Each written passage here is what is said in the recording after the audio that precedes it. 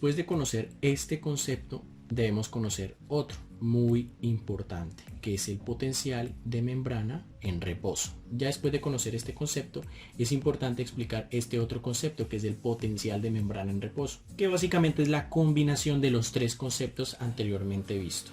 Este concepto va a depender de los tres conceptos anteriores, ya que el potencial de membrana en reposo es el potencial de membrana celular que va a resultar después de que cada uno de los iones se encuentren en su potencial de equilibrio, o bueno, lo más cercano a este. Entonces, el potencial de membrana, acá tenemos representada la membrana celular, este es el espacio extracelular y este es el espacio intracelular. Si en el espacio intracelular abundan las cargas positivas, significa que el espacio extracelular es más negativo, o sea, el potencial de membrana es positivo. Si al contrario en el espacio intracelular abundan las cargas negativas, pues significa que el potencial de membrana es negativo. Potencial de membrana siempre se va a referir a la carga que se encuentra dentro de la célula. O sea, es la diferencia de carga entre un espacio y otro. Este potencial de membrana en reposo es el potencial en el que la célula no está activa generando corrientes iónicas. ¿Y cuál es el potencial en el que la célula no está generando corrientes iónicas? Está entre menos 60 y menos 70 milivoltios. O sea que el espacio intracelular está entre menos 60 y menos 70 milivoltios. O sea, el potencial de membrana es negativo y afuera positivo. Y este potencial de membrana en reposo, ¿por qué es negativo? Resulta que esto depende de algo a lo que se le llama efecto Donan. Resulta que los grandes aniones no difusibles dentro de la célula, como las proteínas, retienen cationes y facilitan la salida de aniones difusibles. Esto va a generar una distribución iónica intra y extracelular asimétrica, y es lo que genera pues el gradiente de membrana, que es un gradiente eléctrico versus un gradiente químico o de concentración. Algo que tenemos que tener en cuenta cuando decimos que la célula no está activa generando una corriente iónica es que esto es la representación de un modelo teórico. Una célula in vivo va a estar en constante intercambio iónico, van a estar entrando y saliendo diferentes iones, pero siempre manteniendo esta carga. O sea, en un modelo teórico, una célula que se encuentre en este potencial de membrana es una célula en la que no están ni saliendo ni entrando iones, pero en una célula viva, claro que sí se está generando un intercambio iónico, solo que se mantiene este potencial de membrana y se encuentra en un relativo equilibrio. Y otra cosita que tenemos que tener en cuenta es que en una célula hay más cantidad de canales de potasio para el intercambio de potasio que para cualquier otro ion. Por eso el potasio es el ion que determina el potencial de membrana en reposo. El potencial de membrana en reposo es similar al potencial de equilibrio del potasio. O sea, el potencial de membrana en reposo está entre menos 60, menos 70 y el de el potasio está en menos 98, es relativamente similar, y esto es porque en la célula hay más cantidad de canales para el potasio que para cualquier otro ion. Listo, entonces, y ya para concluir todo el tema del potencial de membrana en reposo, pues estos son los factores que mantienen el potencial de membrana en reposo, que son pues las propiedades de la membrana. O sea, es una membrana, una bicapa fosfolipídica que mantiene una diferencia de cargas, y esto es lo que hace que la célula sea un compartimento distinto a su exterior. La acción de la bomba sodio-potasio, aquella bomba que transporta 3 iones de sodio por 2 iones de potasio. Esta bomba actúa de ambas maneras, ya sea sacando 3 iones de sodio y metiendo 2 iones de potasio, o metiendo 3 iones de sodio y sacando 2 iones de potasio. Esta es una bomba dependiente de ATP. Como en el potasio la concentración extracelular es menor que la intracelular, quiere decir que el potasio tiende a salir, y además el potencial de equilibrio del potasio es negativo. El exterior de la célula es positivo, o sea que el potasio tiende a salir. Esta bomba lo que hace es sacar sodio, sacar 3 iones de sodio y a su vez mete 2 iones de potasio. ¿Y esto en qué ayuda? Pues miremos, está sacando 3 cationes y está metiendo 2 aniones, o sea, está manteniendo el espacio intracelular con su carga negativa. Y también hay que recordar pues que el efecto Donan, porque los grandes aniones, hagamos de cuenta que esto es una gran proteína, digamos que estos son grandes proteínas de carga negativa, ¿no? Obviamente.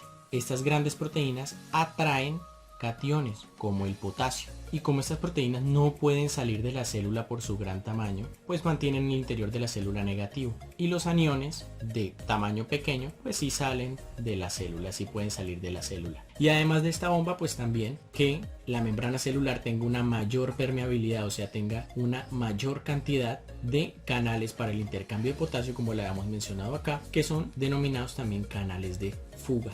Y por eso lo que les había mencionado antes, que el potencial de membrana en reposo sea similar al potencial de equilibrio del potasio. Algo que se me había olvidado explicarles o mencionarles sobre las propiedades de la membrana, que también es un factor importante y determinante para mantener el potencial de membrana en reposo, es que esta, como ya les había mencionado, es una bicapa fosfolipídica, es un aislante eléctrico. Este aislante eléctrico tiene una propiedad que se llama conductancia. Y esta conductancia es la propiedad de que haya transporte de corrientes a través de canales. O sea, esta membrana tiene canales, como ya lo sabemos, y estos canales son los que le generan esta propiedad de conductancia, ¿sí? Para transportar corrientes eléctricas a través de esta membrana. O sea que la corriente eléctrica depende de la disponibilidad de estos canales. Si esta membrana no tuviera canales, pues en realidad no existirían corrientes iónicas, no existiría potencial de acción,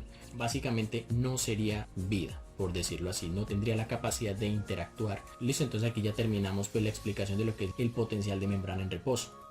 Y por último, lo que resta explicar es el potencial de acción. El potencial de acción es una respuesta a estímulos despolarizantes. Este potencial de acción se logra cuando se supera el umbral. El umbral es un punto básicamente donde no hay retorno. Si la célula supera ese turno, ya se genera potencial. Si no supera ese punto, pues no se genera potencial. Y tiene tres fases. La fase 1, que es la fase de reposo, la 2, que es la despolarización, y la 3, la repolarización. Listo, aquí tenemos una representación a grosso modo de lo que es un potencial de acción. Este sería el umbral, esta sería el reposo y esta sería la y la repolarización pues sería ya después de el potencial. Este es el umbral, pues digamos aquí viene el intercambio iónico. Cuando el intercambio iónico alcanza un nivel, pues se genera el potencial de acción y se repolariza el músculo. Entonces vamos a ver el potencial de acción en el músculo cardíaco. Este potencial de acción se divide en dos: potenciales de acción rápidos y potenciales de acción lentos. Los potenciales rápidos son aquellos potenciales que se generan tanto en las células ventriculares como en las células del sistema de His-Purkinje. Y el potencial de acción lento son los que se generan en las células del nodo sinusal y el nodo auriculoventricular. O sea, son las células nodales y estas son las células ventriculares. Entonces primero vamos a ver el potencial de acción rápido, aquel potencial que se genera en las células no automáticas, o sea, las células de los ventrículos y las células del sistema His-Purkinje. Este potencial de acción tiene 4 fases. La fase 4 es cuando la célula está en su potencial de membrana en reposo. Para aquellas células que tienen una despolarización rápida, el potencial de membrana es de aproximadamente menos 70 milivoltios. O sea, el interior de la célula está a menos 70 milivoltios aproximadamente. Esta despolarización rápida pues tienen estas 3 características. Pues que su umbral de despolarización es menos 70 milivoltios. O sea, para generar esta despolarización, la célula debe superar este umbral, o sea, debe ser mayor a menos 70 milivoltios. Es de rápido desarrollo y tiene una velocidad de duración de 200 a 1000 voltios por segundo.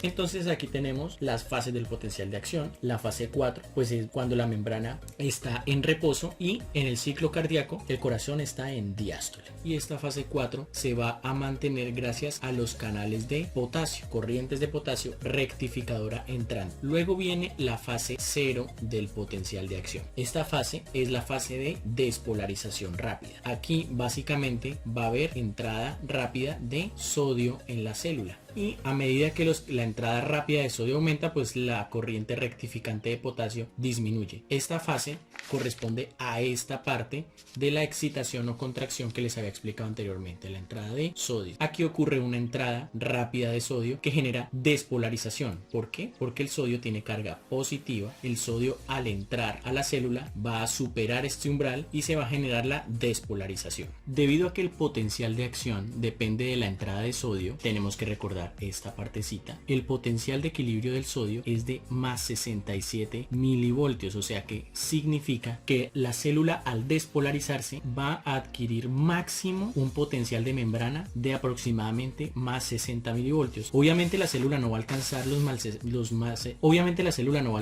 más 60 milivoltios debido a que aquí entran en juego muchos más canales, pero pues más o menos para podernos dar una idea, pues debido a que el potencial de acción depende de la entrada de sodio, entonces digamos que un máximo de potencial de membrana que podría alcanzar la célula sería de un más 60 milivoltios. Y la fase 0 va desde que se supera el umbral hasta el pico máximo. Al llegar al pico máximo, este se define por la fase 1 del potencial de acción, que la fase 1 es donde se van a inactivar los canales de sodio y se genera una pérdida de cloro y de potasio, que son a los que se les denomina corrientes transitorias de salida. Aquí la célula es negativa y se mantiene por el potasio, se despolariza gracias a la entrada de sodio, entonces la célula se positiviza, se genera el potencial de acción. Al llegar al pico se empieza a perder potasio y cloro, principalmente potasio, y al perderse potasio pues significa que la célula está perdiendo cargas negativas, entonces vuelve a negativizarse un poco. Luego viene aquí la fase de meseta, que es la fase 2 de la despolarización, que es gracias a la entrada de calcio. Se me olvidó recordarles, esto es tiempo y esto es voltaje, ¿listo? Entonces la fase de meseta se mantiene el voltaje gracias a que mientras está perdiendo potasio está entrando calcio, entonces básicamente se mantiene la carga dentro de la célula. La fase 2 de la despolarización va a llegar a su fin debido a que corrientes de potasio, canales de potasio rectificadores tardíos se van a activar generando la salida de potasio, negativizando el interior de la célula. Entonces acá el potencial empieza a negativizarse. Debido a que el potencial se empieza a negativizar, esto ya es parte de la fase 3 de la despolarización. Acá debido a que el potencial se negativiza, los canales de calcio tipo L se van a bloquear, porque esos canales, como ya les dije antes, dependen de una carga positiva dentro de la célula. En la fase 3, además de inactivarse estos canales tipo L de calcio, se van a activar también canales de potasio rápidos y lentos, negativizando aún más el interior celular. Y ya al final de la fase 3 de despolarización se abren canales de potasio, que son canales rectificadores de potasio, que permiten la entrada de potasio a la célula para que compensen la salida rápida de potasio en la célula y se estabilice la carga del potencial de membrana. Entonces aquí se va a generar un equilibrio. Aquí, como está saliendo mucho potasio, al final de la fase 3 necesita entrar potasio para dejar de negativizar el potencial de membrana y ya llegar a su fase de reposo.